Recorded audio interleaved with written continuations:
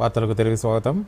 కేంద్ర మంత్రి కిషన్ రెడ్డి ఈరోజు హైదరాబాద్లో పర్యటించారు. హైదరాబాద్ వరంగల్ రహదారిపై అంబర్పేట వద్ద నిర్మించిన ఫ్లైఓవర్ పనులను కిషన్ రెడ్డి పరిశీలించారు.